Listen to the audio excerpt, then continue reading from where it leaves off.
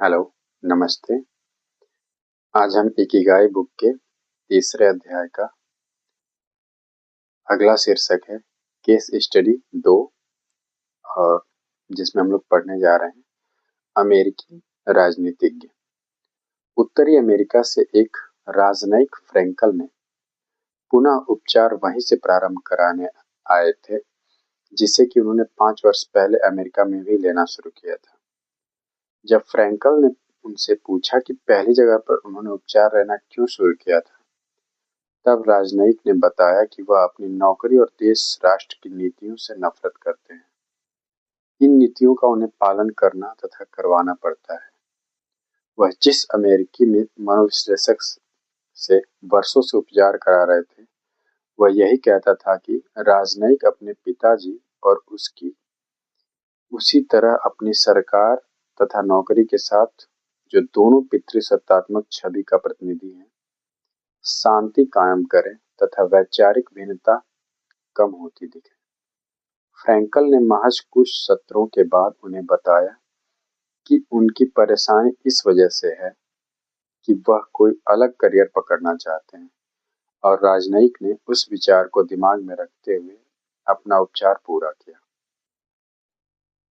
5 वर्षों के बाद फ्रैंकल को पूर्व राजनयिक ने बताया कि अब वह किसी दूसरे क्षेत्र में काम कर रहे हैं और उनकी सभी परेशानियां दूर हो गई हैं। वह किसी भी इलाज के बिना अपना जीवन खुशी से जी रहे हैं। फ्रैंकल की राय में वह उस राजनयिक को वर्षों तक मनोवैज्ञानिक विश्लेषण कराने की जरूरत ही नहीं थी। असल में उन्हें मरीज समझने की भी जरूरत नहीं थी। वह तो अपने जीवन के उद्देश्य की तलाश में थे। जब उनको अपने जीवन का असली मकसद मिला, तो वह अपने आप ही वह ज्यादा आनंददायक और संतुष्ट जीवन जीने लगे। अगला शीर्षक है केस स्टडी 3, आत्महत्या की कोशिश करने वाली माँ। एक माँ जिसका 11 साल का लड़का दुनिया छोड़कर चला गया था, फ्रैंकल की क्लिनिक में अपना इलाज करवाने के लिए आई। उसका दूसरा लड़का जन्म से लकवाग्रस्त था और उसने अपने बेटे के साथ अपने आप को भी खत्म करने की कोशिश की थी। लेकिन उस लड़के को ऐसा लग रहा था कि उसके जीवन का कोई उद्देश्य है और वह जिंदा रहना चाहता है। लेकिन अगर उसकी माँ ने उसे मार डाला तो उसका उद्देश्य पूरा नहीं हो पाएगा। उस महिला ने अपनी यह समस्या चर्चा सत्र में सभी के सामने रखी। उसकी मदद करने के लिए फ्रैंकल ने एक दूसरी महिला को स्टेज पर बुलाया और उसे ऐसी कल्पना करने के लिए कहा कि वह बूढ़ी हो चुकी है और जीवन की आखिरी सांसें गिन रही है। उसके बाद बहुत सारा पैसा है उसके पास बहुत सारा पैसा है, लेकिन उसका कोई बच्चा नहीं है। उसे ऐसा लग रहा है मानो सब कुछ होने के बाद भी जीवन व्यर्थ हो गया है। जब यही प्रयोग आत्महत्या की कोशिश करने वाली महिला को अपने मृत्यु शैया पर पड़ा मानकर करने के लिए कहा गया, तो उससे लगा कि उसने उन दोनों बच्चों के लिए उसने जो भी मुमकिन था उसने किया। उसने अपने लकवाग्रस्त बच्चे को अच्छा जीवन जिया और उसे दयालु तथा समुचित रूप से खुशहाल व्यक्ति के रूप में बदल दिया। वह रोते हुए कहने लगी, जहां तक मेरा सवाल है, मैं शांतिपूर्वक अपने जीवन पर नजर डाल सकती हूँ, जिसके आधार पर मैं कह सकती हूँ कि मेरा जीवन सार्थकता से भरा है और मैं पूरी तरह से जीवन जीने के लिए मेहनत की हूँ। मैंने अपनी सर्वोत्कृष्ट कोशिशें खासकर अपने बेटे के लिए की। मेरा जीवन व्यर्थ नहीं है। इस प्रकार अपने को मृत्यु शैया पर पड़ा मानने की कल्पना और अतीत पर नजर डालने के लिए कहने से आत्महत्या की इच्छुक उस महिला को उसके जीवन का मकसद पता चला और एक ऐसा लक्ष्य भी मिला जिसके बारे में वह अभी तक सजग नहीं थी। केस स्टडी नंबर 4, दुख से पीड़ित डॉक्टर। एक बार एक बुजुर्ग डॉक्टर फ्रैंकल से थेरेपी लेने के लिए आया।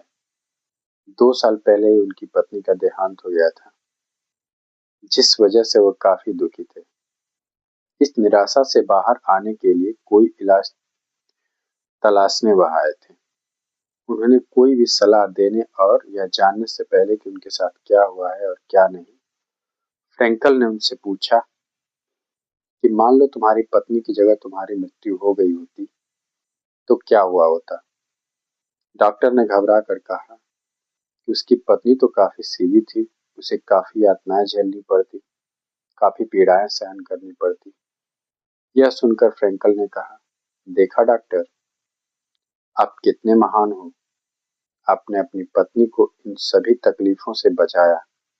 आप दुख सुख भुगत रहे हो, आप खुद दुख भुगत रहे हो, लेकिन आप अपनी पत्नी से इतना प्यार करते हो कि उन्हें इन सभी से मुक्त किया। यह सुनकर वह डॉक्टर बिना कुछ बोले कुछ पल फ्रैंकल का हाथ अपने हाथ में लिए रुके और चले गए, लेकिन उनकी आंखें बहुत कुछ बोल रही थी। वह अपनी पत्नी का गम सहने लायक हो गए, उनके जीवन को नया उद्देश्य मिल गया। अगला शीर्षक है मोरिता थेरेपी।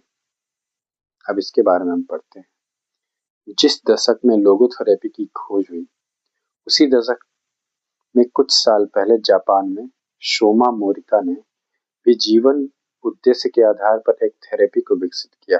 इसका उपयोग neurosis, obsessive compulsive disorder OCD और ऑपरेशन या इलाज के बाद आने वाली निराशा से लड़ने के लिए होता है। एक मनोचिकित्सक होने के साथ साथ सोमा मोरिता जैन बुद्धिस्ट भी थी। उनके इलाज करने के तरीके ने जापान पर अनोखी आध्यात्मिक छाप छोड़ी। ज्यादातर पश्चिमी मनोपचारों में इंसान की भावनाओं पर काम किया जाता है। उन्हें अपनी भावनाओं पर काम करने की या उन्हें काबू में रखने की सलाह दी जाती है, क्योंकि ऐसा माना जाता है कि जिस प्रकार की भावनाएं हम अपने मन में रखते हैं, उसी प्रकार सोचते हैं, और जिस प्रकार की सोच रखते हैं, वही चीजें हमारी क्रिया में भी व्यक्त होती हैं। इसके विपरीत मोरिता थेरेपी में भावनाओं को जानकर उनको स्वीकार करने की सलाह दी जाती है, क्योंकि वह ऐसा मानते हैं कि भावनाएं हमारी क्रियाओं को दिशा देती हैं। अभी हमारी जो भावनाएं हैं उन्हें स्वीकार करने के साथ साथ नई भावनाओं का निर्माण करने की कला भी सिखाई जाती है। मोरिता के हिसाब से यह कला अनुभव और कोशिशों से हासिल की जाती है। मोरिता थेरेपी में किसी भी क्षण आपको नजरअंदाज करने की सलाह नहीं दी जाती है। उल्टा इसमें हमारी इच्छाओं, आकांक्षाओं, डरों, निराशाओं व चिंताओं आदि सभी भावनाओं का स्वीकार करने की सलाह दी जाती है। Morita therapy and the true nature of anxiety based disorder नामक किताब में मोरिता लिखते हैं, आपको भावनाओं के बारे में समृद्ध होना चाहिए। मोरिता नकारात्मक भावनाओं को छोड़ने की संकल्पना के बारे में एक कथा के माध्यम से लोगों के सामने रखते हैं। वह कहते हैं, समझो किसी गधे को एक खंभे से बांध कर रखा जाए तो वह अपने आप को छुड़ाने की नाकाम कोशिश करता रहता है। उस कोशिश में वह खंभे के चारों ओर गोल गोल चक्कर लगाता है, लेकिन उसे लगता है कि उसे लंबी यात्रा की है। वह जितनी कोशिश करता है उतना ही उसका उस खंभे से नाता और गहरा होता जाता है। इनका इंसान के साथ भी वैसा ही होता है। वह जितना अपने सनक भरे विचारों से दूर भागने की कोशिश करता है, वह उन विचारों से जुड़ जाता है।